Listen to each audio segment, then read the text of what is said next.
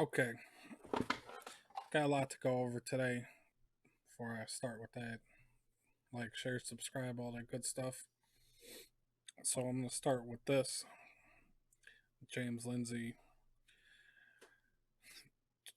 tweets out re education, gulag, or the bullet. This is to, what was their plan for those who wouldn't get on board? Re education, gulag, or the bullet. If you don't possess the necessary temperament to be a communist, you are a fundamental problem. They even have the ideas of the new Soviet man and liberated man that has changed at a biological level to be suited to communism. Eugenics. Okay, now,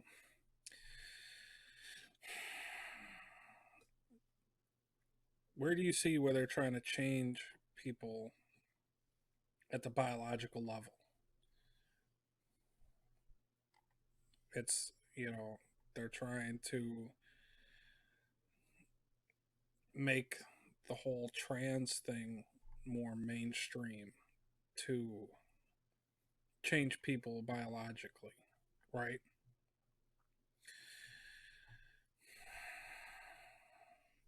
As long said, if you dig deep enough into a liberal, you'll find a eugenicist, right?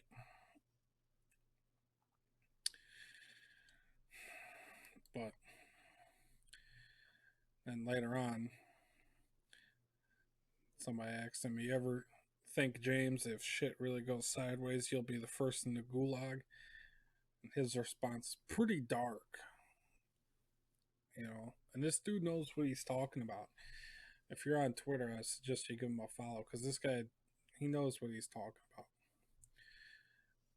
So he replied, "I just said the other day that I don't have high hopes for my survival. Shit is already going sideways. Gulags will probably be digital plus something like house arrest, though. Not camps. Probably. Probably. You know,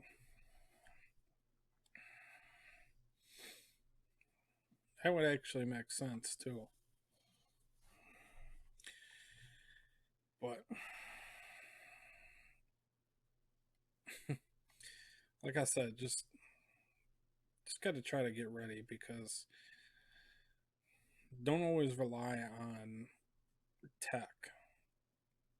You know, if they want to, they could shut you down. You got to start thinking of ways to counter that. You know, look at low tech options. Seriously. But so Antifa's back. This time in Michigan. Not quite sure why in Michigan, but they're back, doing the usual thing. This was in Lansing. They're out here yelling at this Trump supporter.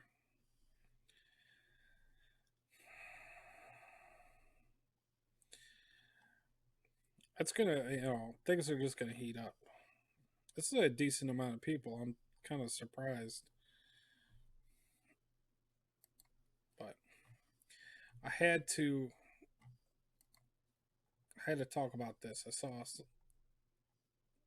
saw somebody put some of these articles out earlier. Things are gonna get crazy. The inflation and so HUD reports growth of homelessness during 2020 was devastating even before the pandemic. And look at it. Can you believe that this is America? Homeless people, military trucks, and this was in D.C. on January 20th. So, homeless population grew last year. 580,000 individuals who were homeless, a 2% increase from the year before.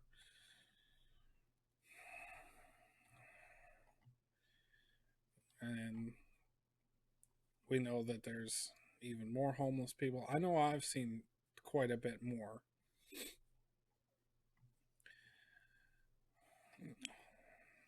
Homelessness among veterans and families did not improve for the first time in many years. 106,000 children were homeless during the once a year count conducted in most communities across the nation.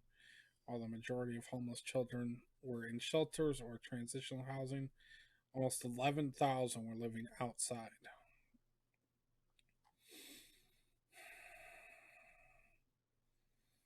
Yeah, it's bad, and it's going to get a whole lot worse because I understand.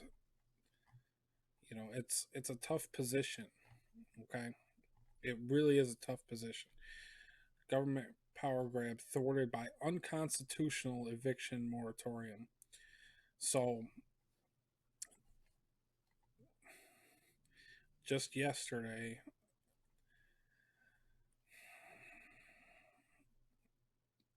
they challenged the eviction moratorium and won.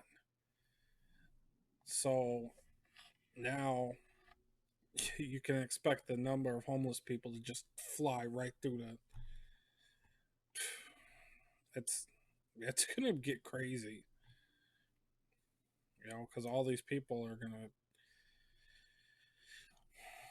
So they declared the federal government's eviction moratorium unconstitutional and set the CDC order aside. So this is going to be in effect nationwide. Now, I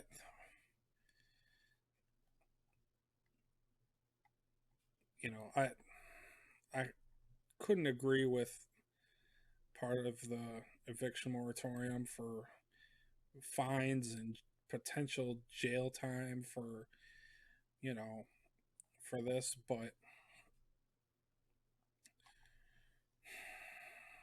it's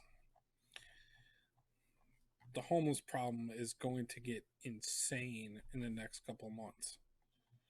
I mean, it's going to get really bad. And so something else is going on. U.S.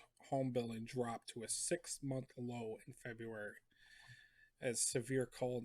No. Um, there's, they, when they look at inflation, they look at homes being built. That's one of, that's one of the big ways that you could tell because it's just the way that they measure it. So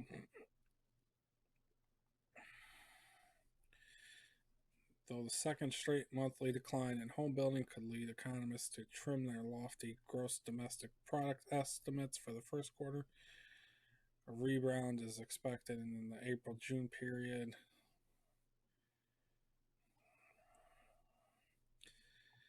Indeed, the Federal Reserve on Wednesday projected robust growth and higher inflation this year. Really, what gave them that idea? The U.S. Central Bank repeated its pledge to keep its benchmark overnight interest rate near zero for years to come.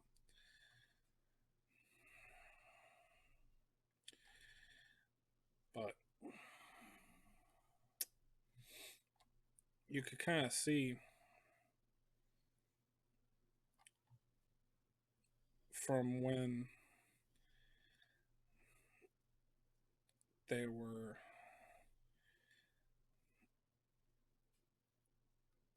when the housing market crashed, and then you see this big dip right here, but look, it's going down right now.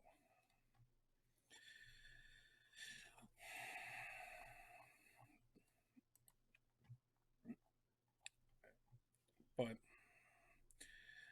so this is one of the things that I had to highlight: homebuyers canceling contracts as costs soar. Rising costs for lumber and other materials are causing new home contracts to be canceled.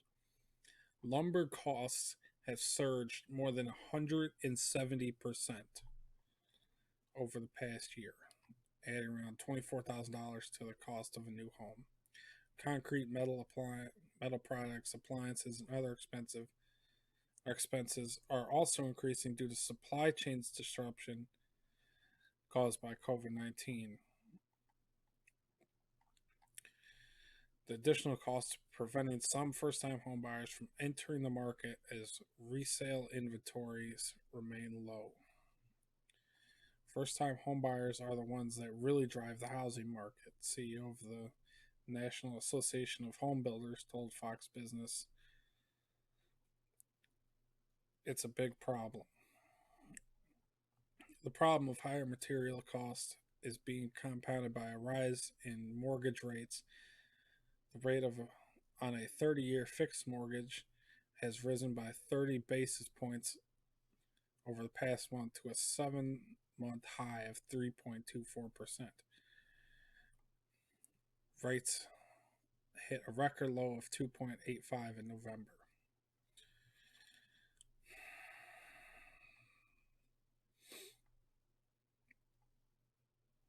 So everything is getting more expensive. And this is just another example. Building materials are up 130% or 170%. 170%.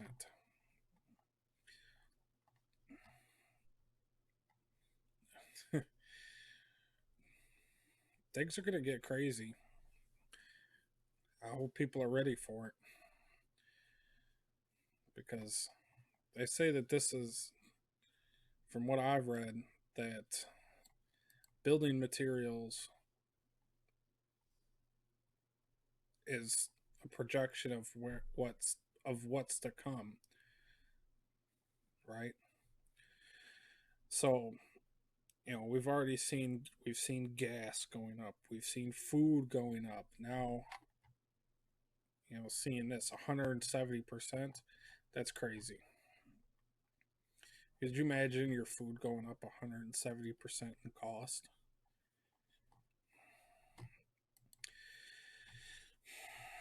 But on to some other news. Congressman calls for veterans service members stormed Capitol to be stripped of benefits. That's disgusting. I don't understand that at all. Strip benefits for active or retired military members who participated in the Capitol riot on January 6th.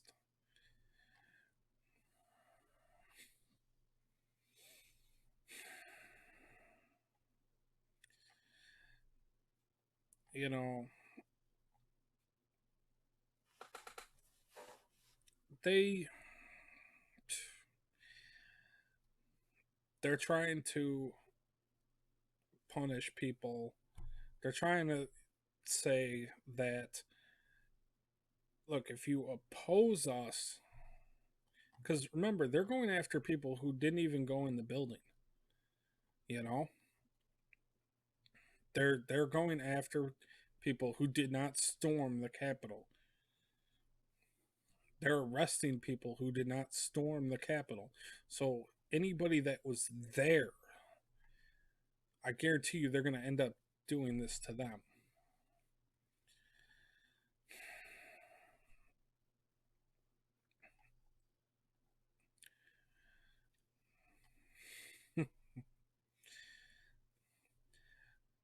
So they go on to say any service member who stormed the Capitol on January 6th forfeited their moral entitlement to privileged benefits at the expense of the people of the United States. Get the fuck out of here. This dude's a scumbag. Entitlement. Privileged benefits. You're the privilege. You get the privileged fucking benefits, you fuck. Man, it's disgusting. It really is disgusting. How much money does this guy make? How much you want to bet he's got the best health care you could possibly imagine? If anybody Have you seen what happens down at the VA? It's disgusting. Have you been to a VA hospital? I mean, come on. Privileged. But they're trying, the bigger thing here is that they're trying to weed out people, you know. If they can't weed them out, they're going to try to make sure that they don't do anything because they're going to fear losing their GI Bill, things like that, right? You got to toe the party line or we're going to come after you. That's disgusting. So,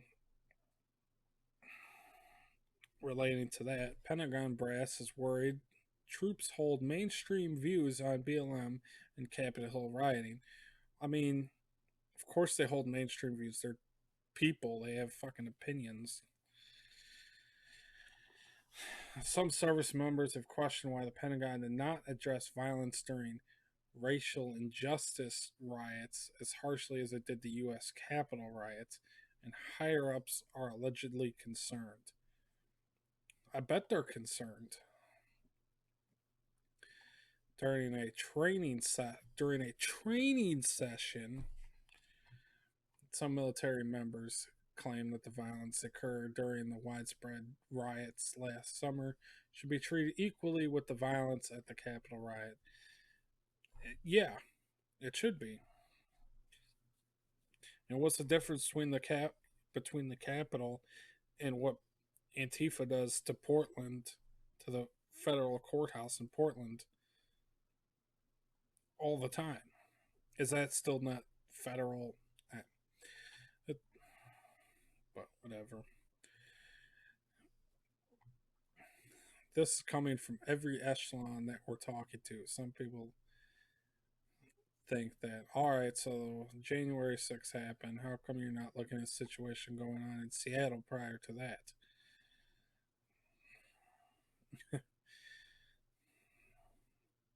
Yeah, I don't.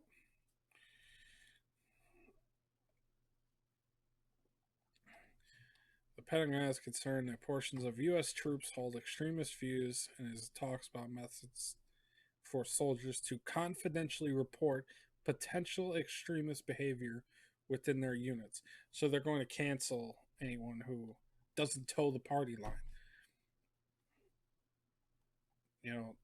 This is some shit right out of Soviet Russia, when they would.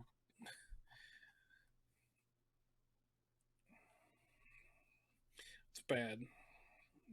It's bad. It's going to get worse. And this is just another way. If you don't toe the party line, if you don't go along with the program, they're going to strip you of the benefits that you get when you sign up to serve this country.